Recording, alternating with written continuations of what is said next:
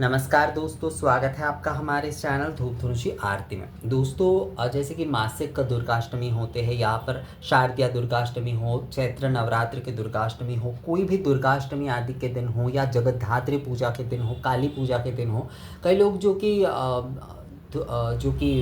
वो हवन आदि नहीं कर पाते हैं या फिर धूप हवन भी नहीं कर पाते। धूप हवन भी उन्हें समझ में नहीं आता है, संक्षिप्त है पर फिर भी सभी को तो समझ आएगा, ये ज़रूरी नहीं है। हर कोई विषय जो है सभी को समझ आ जाएगा, ये बिल्कुल भी ज़रूरी नहीं है।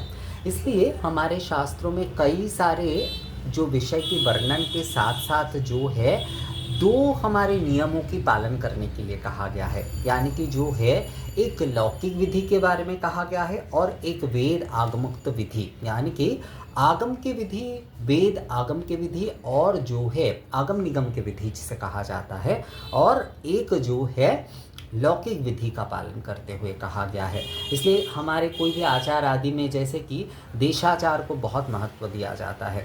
तो जो लोग हवन आदि नहीं कर पा रहे हैं दुर्गा पूजा या फिर जो है कोई भी पूजा आदि में जो है जो हवन आदि नहीं कर पा रहे हैं, तो वो क्या करेंगे? वो एक तो आरती कर सकते हैं, मतलब जो है वो अरात्रिक कर सकते हैं, बहुत विशेष रूप से वो आरती कर सकते हैं, पर फिर भी हवन ना करने की उनके मन में एक दुख रहता है।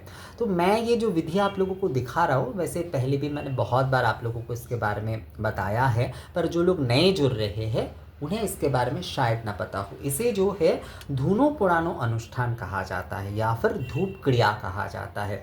जो दशांग धूप हो या फिर जो है जो धुना गुकुल आदि जो है वो जो है ये प्रज्वलित अग्नि में जो है, प्रज्वलित अग्नि में एक प्रकार से आहुति दी जाती है। जिस प्रकार से हम हवन करते हैं बिल्कुल उसी प्रकार से ये भी दिए जाते हैं, पर ये जो है एक लौकिक विधि या फिर लौकिक होम आप बोल सकते हैं, लोक परंपरा की हवन जो है।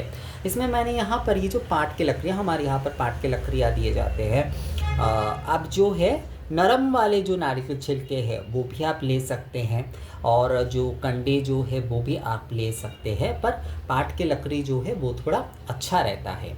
ये पद्धति के लिए जो है आप वहाँ पर जो है नरम वाले छिलके आदि भी लेकर जो है वो कर सकते हैं, कोई समस्या उसमें नहीं है।